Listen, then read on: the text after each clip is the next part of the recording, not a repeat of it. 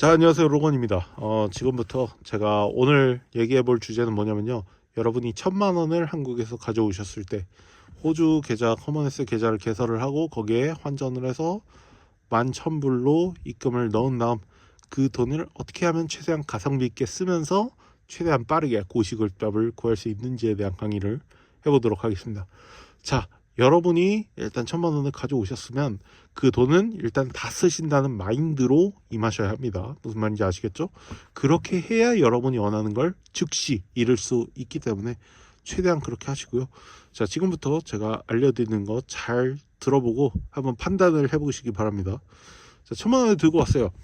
그러면 여러분, 제가 저번에도 강의에서 누누이 얘기를 했지만 가장 먼저 여러분이 하셔야 될 건 뭡니까? 바로 렌트카겠죠. 자, 렌트카 2주에 70만원 정도 합니다. 70만원 빌리셔서 한 달 하면은 140만원 들어가겠죠. 그렇게 저는 한 달 동안 렌트카를 하시라고 강력하게 말씀을 드리고 싶고요. 여러분이 렌트카를 하면 좋은 건 뭐냐? 사고가 났을 때 회사에서 대신 보험적인 일을 다 해줍니다. 그렇기 때문에 여러분이 손 들어갈 일은 없고요. 만약에 사고가 난다고 하더라도 그 차를 이제 보험사에 얘기를 하고 폐차를 하든 뭐 보험 처리를 받든 어쨌든 회사에서 풀보험으로 여러분이 렌트카를 할 수 있게 해놨기 때문에 별 걱정 안 하셔도 됩니다. 자, 그렇게 해서 여러분이 렌트카를 해서 한 달 동안 사고가 안 나고 정상적으로 주행을 했다. 그러면 자신감이 붙겠죠. 자신감이 붙으면 이제 그때 차를 사는 겁니다. 한 달 전에는 절대 차를 자신의 차로 사고 다닌 거 아닙니다.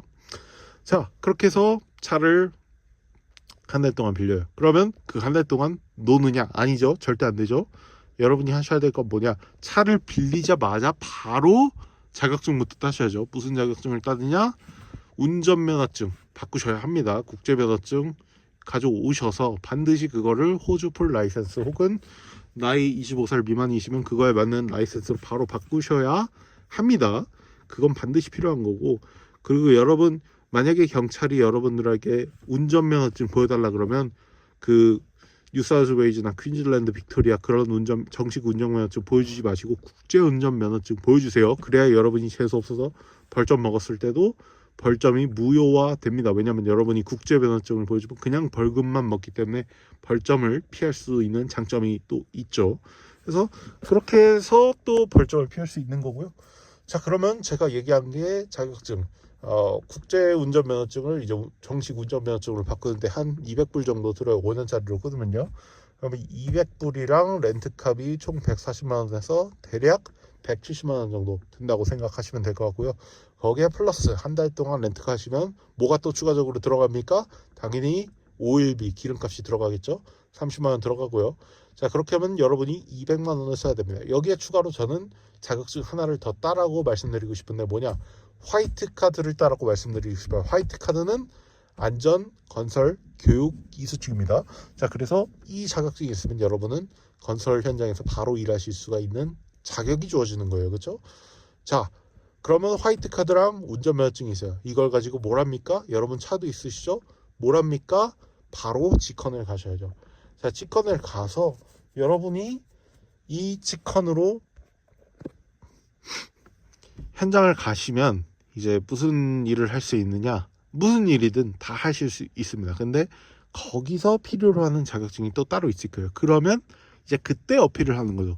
나 돈도 있고 차도 있고 지금 당장 자격증 딸 준비됐어. 못 따면 되니. 그렇게 하면 얘네는 아주 좋아하면서 무슨 자격증 따라고 얘기를 해줄 겁니다. 그러면 그때 이제 포크리프트든 텔레들러든 로더든 뭐 어떤 건설 자격증이든 간에 그때 따는 겁니다.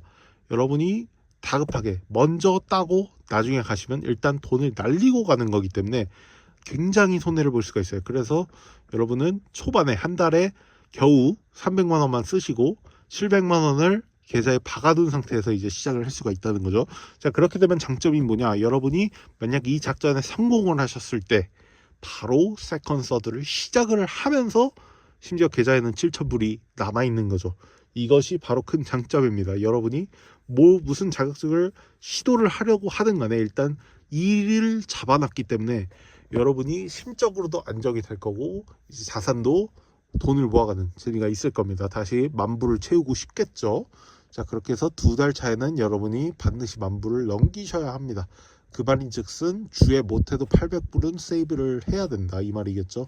자, 그래서 여러분이 렌트카를 이렇게 빌리셨으면 한 달 정도 타시고 이제 운전에 자신감이 붙었다, 반납을 하시고 본인 차를 뽑아야겠죠. 무슨 차를 사느냐, 기본적으로 3,000불에서 4,000불 차를 저는 추천을 합니다.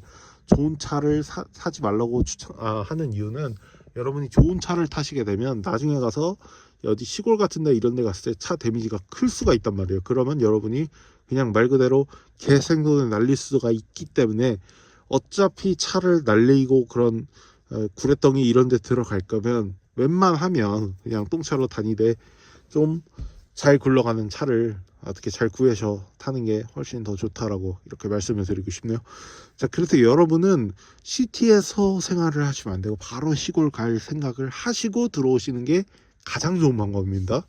자, 마이닝 이런 거 욕심내지 마시고 일단 이런 시골에 들어오시면 여러분이 좋은 건 뭐냐, 예상 외로 여러분이 시티에서 일하는 것보다 훨씬 더 편하게 일할 수도 있다는 점이죠. 자, 그렇게 훨씬 더 편하게 일하게 되면 여러분은 말 그대로 돈도 다 세이빙하고 세컨 서드 다 따고, 그렇게 해서 3개월 다 채우자마자 바로 세컨 신청하시고 거기 직장이 마음에 든다 그럼 계속 다니는 거예요. 여러분, 세컨 서드 되는 그런 지역, 그런 직종은 근무 개월 개수 제한이 없기 때문에 여러분은 그냥 거기 계속 다니실 수 있으면서 동시에 세컨 서드 신청 가능하니까요. 그렇게 다니시고 이제 세컨이 바로 나오시면 바로 이제 서드 들어가시면 되는 거고, 바로 안 나온다 그러면 그때 이제 CT에 컴백을 하시는 겁니다. 그때 컴백하셔서 필요한 자격증 이제 그런 거 따시고 그러고 이제 시작을 하는 거죠.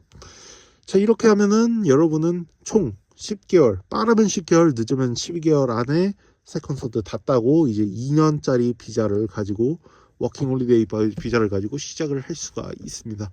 자, 이 상태에서 여러분이 아주 유리한 포지션에 있다라고 한다면 여러분은 그때부터 저처럼 하시면 되는 거예요. 자, 이제 시골에서 각종 포크리프트, 로더, 텔레핸들러, 머신 오퍼레이터 이런 기계 다 몰고 왔어요. 그럼 시티에서 뭘 할 수 있습니까? 아주 많은 걸 할 수 있겠죠. 이제 웨어하우스 들어가셔서 천천히 저처럼 시급 올려가시면 되는 거겠죠. 자, 이렇게 하면 여러분은 1,000만 원을 가지고 오셔서 300만 원만 쓰고 7,000불로 이제 시작을 하시는 거예요. 시작을 해서 단숨에 세컨 서드 다 따고 오면 돈을 쓸 일이 없으니까 최소 5만 불에서 6만 불은 세이빙을 하고 시작을 하는 거다. 이렇게 계산이 되겠죠. 이걸 못한다, 여러분은 자격이 없는 겁니다.